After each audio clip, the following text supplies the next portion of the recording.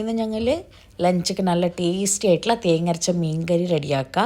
അതിലേക്ക് അരമുറി തേങ്ങ എടുത്തിട്ടുണ്ട്. എന്നിട്ട് 2 സ്പൂൺ കശ്മീരി മുളക് പൊടി, കുറച്ച് മഞ്ഞൾപ്പൊടി, പിന്നെ 1 സ്പൂണ് മല്ലിപ്പൊടി, കുറച്ച് ഉള്ളി, ഇഞ്ചി, വെള്ളത്തിൽ കുതിർത്തി വെച്ച വാളംപുളി, പിന്നെ അര കഷ്ണം തക്കാളി ഇട്ടിട്ട് നല്ലോണം അരച്ചെടുക്കുക.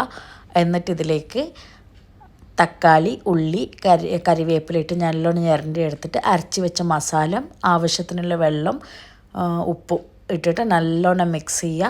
മിക്സ് ചെയ്തിട്ട് നല്ലോണം തിളപ്പിച്ചെടുക്കുക.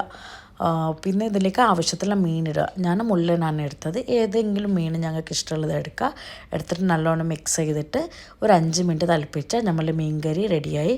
ഇനി ഞങ്ങളിത് താളിച്ച് വയ്ക്കുക. ചെറിയ ഉള്ളിയും കറിവേപ്പിലയിട്ട് താളിച്ച് വെച്ചാൽ മീൻ കറി റെഡി. എന്നിട്ട് കുറച്ച് ചോറ്, അതിലേക്ക് മീൻ കറിയും, പിന്നെ ചീരത്തോരനും, കോളിഫ്ലവർ തോരനും, പിന്നെ 2-3 കഷ്ണം മീനെടുത്താൽ